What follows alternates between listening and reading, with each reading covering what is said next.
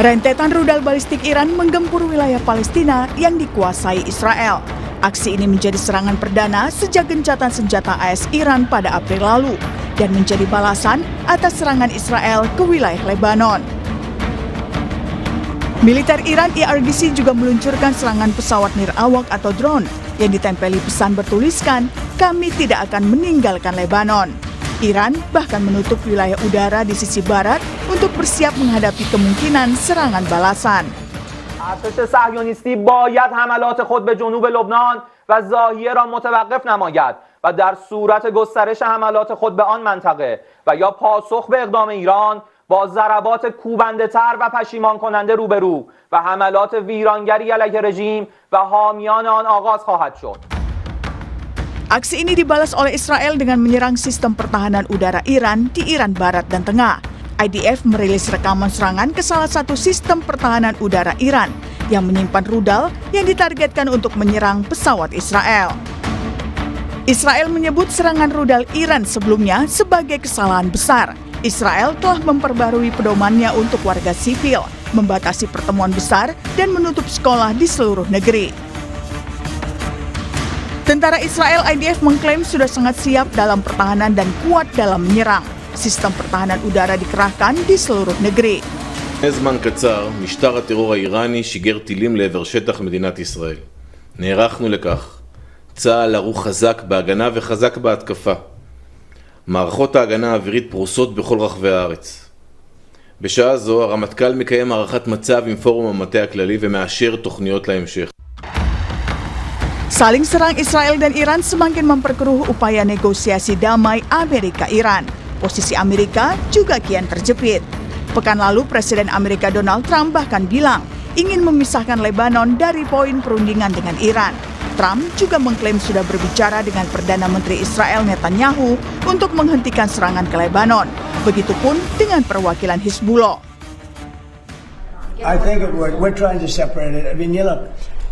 It's a very different kind of a thing. We actually spoke with Hezbollah for the first time ever. We didn't know they spoke. And they agreed yesterday they're not going to shoot. Israel's not going to shoot. We're just going to see. But I'd like to separate it. I'd like to have it a separate thing because it is separate. Perundingan damai Amerika-Iran saat ini terganjal dengan aksi Israel yang merupakan sekutu Amerika. Israel bersikeras menyerang Lebanon dengan sasaran Hizbullah jika kelompok itu tidak berhenti melancarkan serangan. Sementara itu, Iran yang merupakan sekutu Lebanon memasukkan poin penghentian serangan Israel sebagai syarat perdamaian dengan Amerika.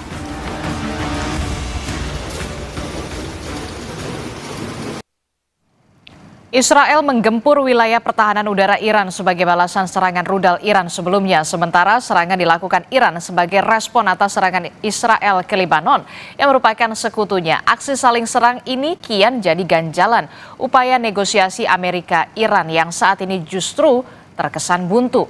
Apakah saling serang Israel dan Iran ini akan membuat perang Amerika-Iran semakin memanas? Kita bahas bersama dengan sejumlah narasumber. Sudah hadir melalui sambungan daring. Ada pengamat Timur Tengah, ada Bung Hasibullah Satrawi dan juga dosen kajian ketahanan nasional dari Universitas Indonesia, Bung Stanislaus Rianta. Selamat pagi, Bung Hasibullah. Assalamualaikum juga untuk Bung Stanis. Selamat pagi Mbak Adisti dan Pak Stanis. Iya, saya mau ke Bung Hasibullah Satrawi dulu. Bung Hasibullah, kalau kita melihat kok ya sekarang tampaknya peperangan ini lebih bergeser antara Iran, kemudian Israel dan juga Lebanon. Apakah ini memang menjadi strategi Amerika Serikat untuk melakukan exit strategi yang sesungguhnya? Ya, terima kasih Mbak Adisti. Saya rasa pertanyaannya menarik, apakah ini sebuah strategi Amerika untuk keluar dari perang atau justru ketidakberdayaannya. Saya melihat dari pernyataan yang disampaikan oleh Presiden Trump semenjak kejadian, saya menyebutnya sebagai krisis 16 jam ya. Dimulai dari kurang lebih jam 2 waktu kita dini hari sampai kurang lebih jam 6 sore kemarin. Nah, kalau kita baca dari pernyataan-pernyataannya, maka sepertinya Presiden Trump masih ingin bersikeras dengan pendekatan diplomasi dalam pengertian diplomasi yang menguntungkan dia mendapatkan semua daripada menggunakan pendekatan perang. Walaupun saya melihat justru tantangannya bukan hanya ada di Iran, tapi juga ada di Israel yang berada dalam kepentingan yang berbeda. Nah, kalau kita bedah krisis 16 hari dari 3 kepentingan, maka saya akan mulai dari Iran sebagai negara yang paling banyak dapat poin daripada krisis 16 jam ini. Yang pertama sudah pasti karena Iran yang memiliki inisiatif serangan ini punya kalkulasi, punya dampak yang luar biasa. Saya menduga pertama itu juga terkait dengan bagaimana Iran mau menekan Amerika dalam konteks perundingan lewat serangan ini, bahwa dia punya kartu, dia bisa menambah modalnya kalau saya menggunakan bahasa bisnis. Dan pada waktu yang bersamaan dia juga mau kirim ke Israel bahwa sekarang telah terjadi yang saya sebut sebagai keseimbangan baru. Kalau Israel tidak menghormati garis merah yang diletakkan oleh Iran, maka Iran juga akan memberikan ancaman dan tekanan secara serangan udara, dan itu dilakukan. Jadi ini fakta-fakta realitas baru yang semakin menguat di Timur Tengah. Dan kalau saya baca secara perkembangan waktu di perang ini, Iran sudah memulainya semenjak dari tanggal 21 April kemarin, atau di fase kelima dalam catatan saya, ke-6, ke-7, ke-8 sekarang saya menyebutnya dalam fase ke-10, di mana polanya memang ini sudah berbeda daripada sebelumnya, di mana Iran berani, sekali lagi berani untuk kemudian melakukan serangan lebih dulu. Dan ini yang kedua, kalau saya membaca dari kajian-kajian ahli di Timur Tengah, yang disebut sebagai perubahan posisi Iran atau kondisi Iran. Kalau awalnya Iran berpegangan pada strategi kesabaran, tapi belakangan mulai tertarik dengan strategi pencegahan. Jadi dari istirotijati sobri ila istirotijati rod'i. Jadi ini Iran melakukan sebuah serangan pencegahan agar Israel tidak semakin merajalela. Nah, dari sisi Israel sebenarnya juga sama, dia punya kepentingan yang tidak bisa diabaikan. Yang pertama, kalau saya baca dari awal, memang Netanyahu ingin menggunakan krisis di Lebanon itu sebagai kayak semacam upaya dia membakar kertas perundingan. Saya selalu mulai dari kejadian tanggal 8 April. Ketika gencatan senjata diumumkan di antara Iran dengan Amerika, maka buru-buru Netanyahu melepaskan diri dari ketentuan itu dan dia menyerang Lebanon. Dan kita masih ingat bagaimana Hizbullah awalnya tidak meladeni. Karena Iran itu maunya satu paket ya. Jadi Iran mensyaratkan Hizbullah juga satu paket, dan sebaliknya Amerika diharapkan satu paket dengan Israel. Kalau kembali kepada ingatan tanggal 8 April ketika gencatan senjata diberlakukan, itu sudah dari awal atau beberapa jam kemudian itu Israel sudah mulai menyerang. Tapi Hizbullah menahan diri karena dia coba untuk ikut dengan kesepakatan, walaupun beberapa jam berikutnya dia larut dalam serangan sehingga terjadi krisis sampai sekarang. Jadi saya lihat secara internal, secara Israel, krisis di Lebanon saya menyebut sebagai upaya Netanyahu untuk membakar kertas perundingan yang dibangun, yang disusun, direvisi di antara Iran dan Amerika. Dan kalau dibaca dari perkembangan di fase ke-9, saya lihat kemarin itu sebenarnya upaya membakar ini sudah hampir berhasil. Satu, kalau kita lihat sikap Iran terakhir sebelum perang, dia sempat menangguhkan perundingan dengan Amerika karena adanya eskalasi yang terus-menerus di Lebanon. Jadi dia sempat menahan, mau berhenti dari surat menyurat. Saya menganggap itu perkembangan yang justru menguntungkan Israel. Dan yang terakhir memang yang kemarin, ketika Iran betul-betul melakukan serangan, saya menganggap itu sebuah keuntungan dan keadaan yang sangat diharapkan oleh Israel. Sehingga walaupun Amerika menahan, Netanyahu tetap melakukan sebuah serangan balik. Jadi ini sebenarnya upaya, kalau saya baca dari laporan Axios terakhir, itu upaya untuk menyeret Amerika lagi-lagi tidak terlena dengan perundingan dengan Iran, tapi lanjut perang.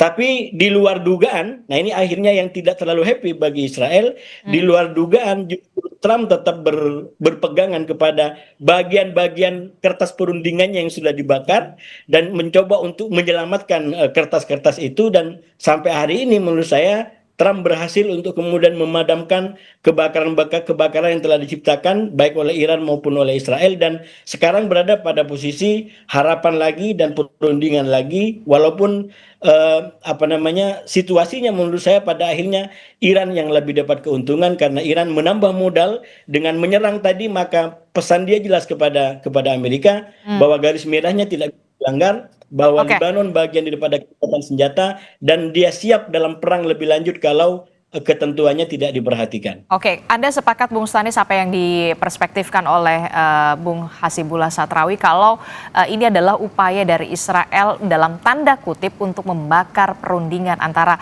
Amerika Serikat dan juga Iran. Kalau kita lihat Iran saat ini lebih agresif untuk bisa menunjukkan kekuatannya, menunjukkan giginya ketika kemarin masih ada rasa kesabaran, kok ya tampaknya sekarang justru berubah ini. Bagaimana untuk strategi militer dari menurut Anda? Ya, saya melihat bahwa Iran memang menaikkan 1 oktav lagi suaranya ketika kemarin masih sabar pelan, sekarang naik lagi 1 oktav, ini bisa lagi 2 oktav. Tapi saya melihat ada 2 kemungkinan. Yang pertama memang Amerika memang sudah capek sebenarnya perang dan ingin mengakhiri perang ini, dan dia sewot dengan Israel yang malah melakukan serangan ke Lebanon, padahal Lebanon menjadi salah satu unsur yang menjadi perundingan di antara Iran dengan Amerika.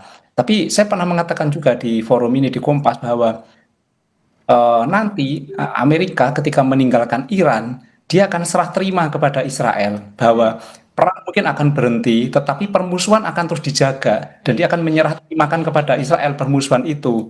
Perang akan dilanjutkan oleh Israel. Lain saya jangan-jangan bahwa peristiwa tanggal 7 dan 8 ini adalah serah terima itu, sehingga ya di balik layar Amerika akan terkesan seperti tidak setuju dengan Israel yang terus melakukan serangan, tetapi sebenarnya itu adalah memang strategi Amerika untuk meninggalkan Iran tanpa malu, tanpa kalah, sehingga perang tetap dilanjutkan oleh Israel. Ada kemungkinan seperti itu juga. Tapi apapun itu kemungkinan itu, kita harus mendukung bahwa terhentinya perang. Kita harus mendukung adanya selesainya perang ini, perdamaian, kemudian ya Timur Tengah kembali damai. Karena kalau tidak, ini sudah fasanya sudah menurut saya sudah cukup berbahaya ketika ada perang antara Iran dan Amerika, ada antara Israel dengan Lebanon. Ini situasi Timur Tengah kalau dibiarkan ini akan semakin berbahaya dan tentu gawat bagi perekonomian dunia juga. Oke, nah kalau dari Bung Stanis mengatakan ini mungkin bisa saja menjadi strategi Amerika Serikat untuk tidak mau kehilangan muka dan mengestafetkan peperangan dilanjutkan oleh Israel. Anda setuju Bung Hasibullah dengan perspektif dari Bung Stanis? Ini adalah strategi Amerika Serikat sebenarnya. Ya, saya rasa memang membaca Amerika terutama Donald Trump tidak bisa hanya dalam satu layar. Kita harus banyak menggunakan layar, termasuk di balik layar yang tidak dipublikasikan. Kemarin saya sampaikan di salah satu TV bahwa eskalasi 16 jam ini kita bisa lihat sinyalemen atau kecenderungannya mungkin dalam beberapa hari ke depan. Saya melihat ada 2 kemungkinan kalau dibaca kemarin, bahwa ini memang diharapkan perang lebih total oleh Iran gitu ya, mengingat situasi yang stagnan dan tidak berkembang dalam perundingan, dan kita lihat kartunya Iran masih sangat banyak, dan kemarin sempat diumumkan misalkan pelibatan proksinya Houthi yang itu akan menjadi senjata mematikan, terutama dengan pemblokade penutupan Selat Bab Mandeb, yang sekali lagi ini serangan lebih mematikan kepada Amerika, kepada Israel dalam bentuk bola lambung. Yang saya bilang bola lambung adalah bahwa itu tidak akan langsung menghujam Amerika dan Israel, tapi efeknya melalui ekonomi dunia itu akan berdampak besar kepada kita semua, dan tentu saja kepada Amerika dan Israel sebagai penyebab dan pengambil kebijakan perang ini. Nah, tapi kalau dibaca hari ini, menurut saya yang terjadi adalah bukan keinginan untuk perang lebih total, tapi justru ini adalah menambah tadi daya dobrak. Ini menambah daya tawar dari Iran. Iran mengambil opsi untuk mengambil daya tawar. Karena kalau kita baca surat menyurat terakhir di antara Trump, di antara Amerika dengan Iran, itu kan Iran, katakanlah Amerika masih kayak mungkin dalam filosofi di sana gitu ya, bahwa time is money, bahwa waktu itu adalah menguntungkan, tapi di Timur Tengah waktu itu adalah pedang. Jadi saya melihat kalau kita kembali kepada ungkapan-ungkapan itu, maka sebenarnya Iran mencoba untuk mendesak Amerika, mendesak Israel untuk segera menyepakati tuntutan dia. Dan tuntutan dia hampir final, yaitu yang saya sebut sebagai kerangka, di mana kerangkanya dari awal ingin perang ini berakhir secepatnya, dibuka blokade di Hormuz, dan kemudian yang tidak kalah penting adalah minta pencairan separuh daripada asetnya, kurang lebih 12 miliar yang masih ada.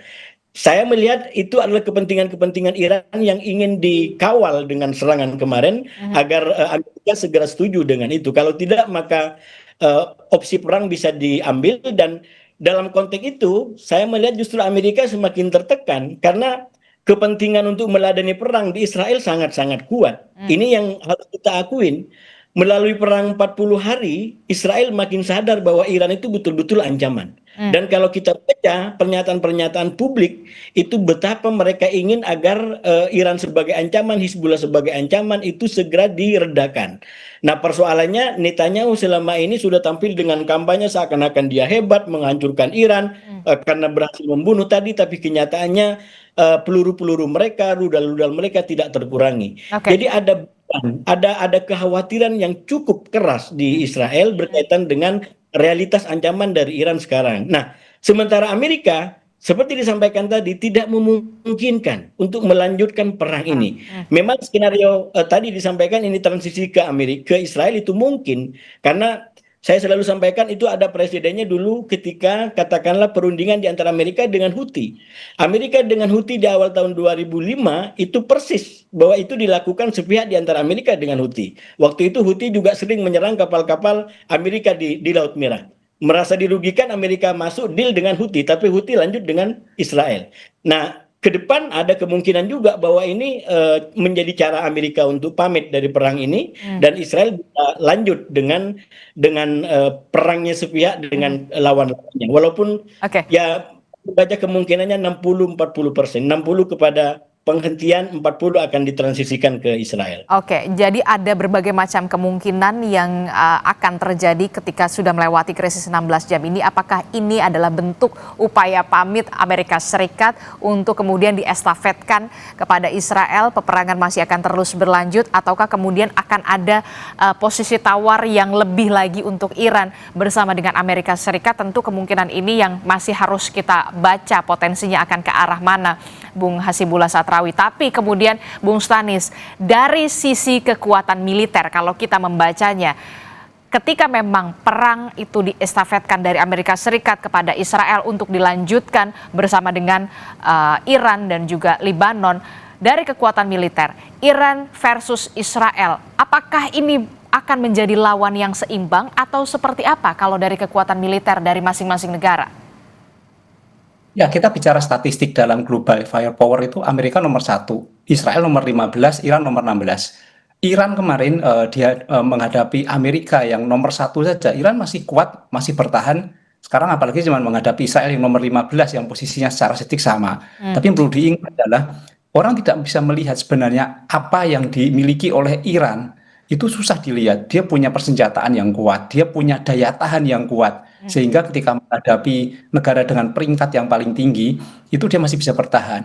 Nah, tapi ada satu lagi senjata yang mungkin tidak diperhitungkan oleh banyak orang termasuk Amerika ketika melakukan agresi ke Iran, menggunakan senjata Selat Hormuz. Dan dampak dari penggunaan senjata Selat Hormuz ini adalah bukan hanya kepada Amerika atau kepada Israel, tapi seluruh dunia kena dampak, dimainkan terus oleh Iran. Dan sekarang Iran posisinya di atas angin dengan kertas perundingan itu mau nggak mau Amerika nampaknya harus mengikuti, karena kalau tidak maka senjata Selat Hormuz akan terus dimainkan, sehingga yang kena dampak bukan hanya Amerika atau Israel tapi dunia.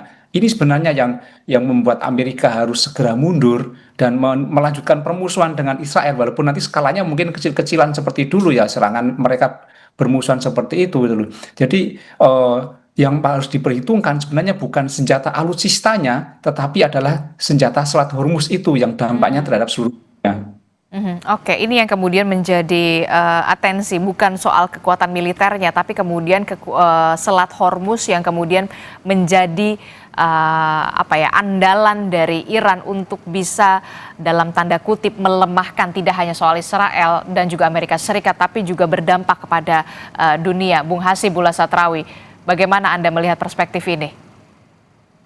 Ya, saya rasa memang Iran memiliki semua senjata dan senjata-senjata itu menurut saya berfungsi dan itu menjadi alasan kemenangan. Jadi bukan hanya Selat Hormuz, bukan hanya alasan geografis yang dia miliki, tapi juga kemampuan dia bertahan, mentalitas secara kebudayaan, kemudian kekompakan masyarakatnya, dan yang paling penting adalah karena Iran selama ini dimenangkan secara posisi moral ataupun secara hukum.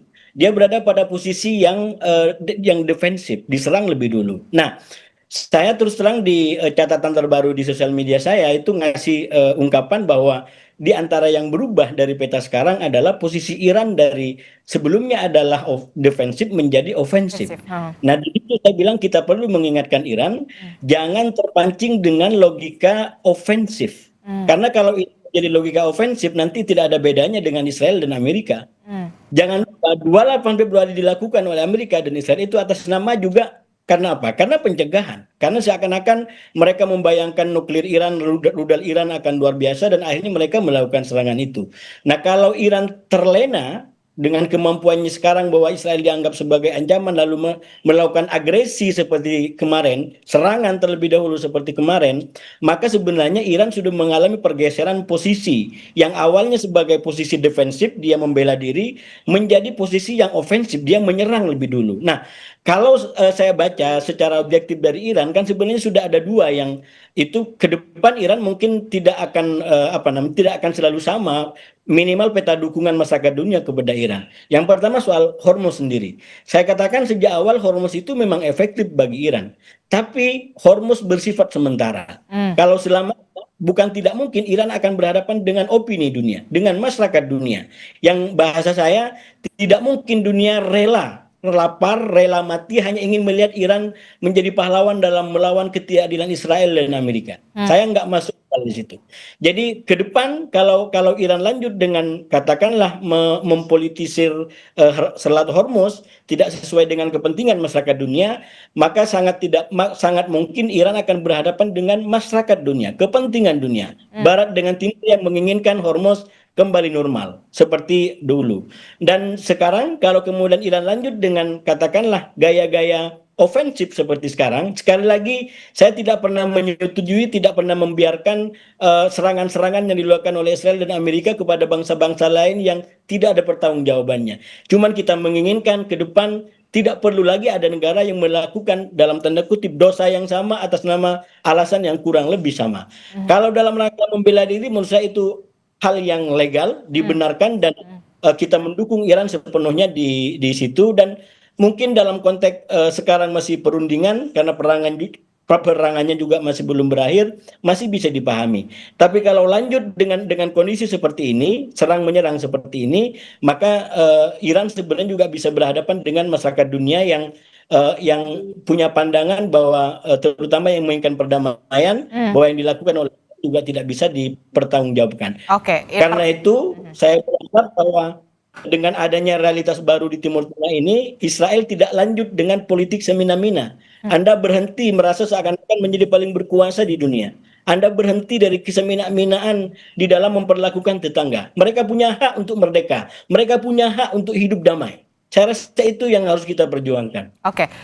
Dengan situasi yang kita tahu Israel menyerang Iran, Iran menyerang Israel, termasuk juga soal Libanon, ketiga negara ini sekarang sedang memanas begitu. Anda menyebutnya krisis 16 jam. Realistiskah kemudian masih kita bahas soal negosiasi akan mencapai kesepakatan? Bung Hasibullah. Saya terus terang dengan melihat komitmen dan semangat yang disampaikan oleh Presiden Trump termasuk ketika mengirim eskalasi 16 jam ini, sebenarnya juga masih ada harapan. Dalam pengertian harapan, satu, paling tidak, walaupun Israel Netanyahu mencoba untuk melawan, memberontak kepada Trump, kenyataannya Trump masih menguasai Netanyahu dan Israel. Bahkan Trump sendiri mengatakan Netanyahu tidak mengambil keputusan apapun, keputusannya saya yang ambil. Jadi dia akan melakukan keputusan yang diambil oleh Amerika dan Trump. Itu menurut saya realitas yang membuat kita cukup optimis bahwa perang ini masih bisa diakhiri dengan cara diplomasi. Dan yang kedua, Iran sendiri sebenarnya dari awal sangat ingin untuk berdamai. Iran bahkan dalam posisi bukan yang menyerang, dia diserang. Dan sekarang logika yang disampaikan, syarat yang disampaikan sebenarnya tidak terlalu merugikan Amerika secara langsung paling tidak. Misalkan dia minta asetnya dicairkan, itu kan memang uangnya Iran, bukan uangnya Amerika. Jadi kenapa harus ditahan? Nah, lagi-lagi memang itu akan berhadapan kalau bagi Amerika terhadap persepsi kekuasaan yang tidak seperti stylenya sebelum-sebelumnya yang seakan-akan penuh dengan power dan menekan sana-sini. Tapi kalau kita melihat kepentingan masyarakat dunia, termasuk Amerika sendiri yang terutama Trump yang sangat-sangat terjepit dengan kondisi pemilu pada bulan November, saya menduga keras ini tetap akan diupayakan agar menjadi deal.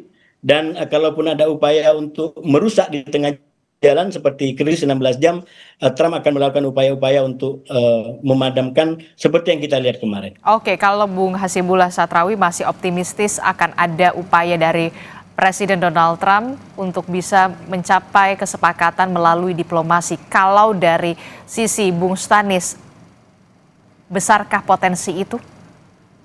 Ya, saya kira orang capek perangnya, tidak mau perang seperti ini terus, dan konstitusi kita juga mengamanatkan kan bahwa kita harus mendukung perdamaian dunia. Saya melihat bahwa arahnya sebenarnya ini kan pas naik turun terus, tapi Amerika sebenarnya sudah ingin mengakhiri perang ini. Ya kita harapkan semoga tidak ada kompor-kompor lain seperti Israel, kemudian yang pihak yang lain, karena aktor di perang ini kan tidak hanya yang terlihat di lapangan, tidak lihat dia yang menggunakan senjata, tapi ada aktor-aktor lain.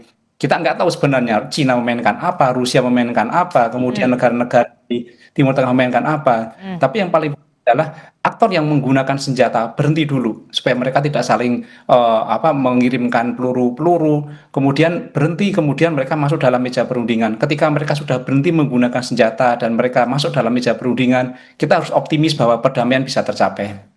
Oke, terakhir saya ke Bung Hasibullah. Bung Hasibullah, dari perbincangan kita 3 poin kritis yang bisa di-underline dari apa yang sudah dilakukan oleh Israel, juga Iran, termasuk juga Libanon yang saat ini posisinya semakin terbocok. Apa 3 poin kritis Anda? Ya, yang pertama menurut saya yang paling penting adalah dunia memang perlu belajar jangan melakukan double standard. Itu yang menjadi sebab bagi saya daripada kerusakan-kerusakan yang terjadi. Dan yang kedua, bagi saya Israel juga harus diberikan penyadaran bahwa negara-negara lain juga punya hak yang sama untuk hidup damai dan merdeka. Berarti mau tidak mau kalau persoalan ini mau diselesaikan, Gaza dan tepi barat itu adalah persoalan utamanya. Karena Libanon bahkan Iran kan itu hanya efek radius istilahnya daripada sumber konflik yang terjadi di situ. Dan yang ketiga, menurut saya juga kepada Iran, walaupun sekali lagi Iran sudah berhasil melawan Israel gitu ya, tapi kita harapkan tetap ada komitmen untuk bagaimana kehidupan tata global dan Timur Tengah yang lebih damai. Kita tidak perlu memusuhi Israel sebagai bangsa, apalagi Amerika. Mereka juga punya hak untuk hidup, mereka punya hak untuk damai. Jadi kalau ada pernyataan kritis dan keras semata-mata karena otoritas Israel yaitu Netanyahu dan Amerika yaitu Trump sekarang yang menurut saya kebablasan dalam menjalankan kebijakan-kebijakan perangnya. Di belakang mereka kita tahu banyak orang-orang baik juga di Amerika, banyak juga orang-orang baik di Israel. Jadi jangan justru kebenciannya bersifat komunal. Kritisisme kita kepada oknum, kepada kebijakan, bukan kepada individu, apalagi sebuah bangsa yang cukup beragam. Jadi kita tetap memimpikan ke depan perdamaian bisa kita tegakkan bareng-bareng, walaupun sekarang tantangannya benar-benar sangat berat karena oknum-oknum politik dan politisi yang menurut saya tidak betul-betul komitmen pada perdamaian. Oke, kita akan lihat nanti akan seperti apa ke depannya. Terima kasih pengamat Timur Tengah Hasibullah Satrawi dan juga dosen kajian ketahanan nasional dari Universitas Indonesia, Bung Stanislaus Rianta telah bergabung bersama kami. Sehat selalu Bapak-Bapak. Assalamualaikum. Selamat pagi.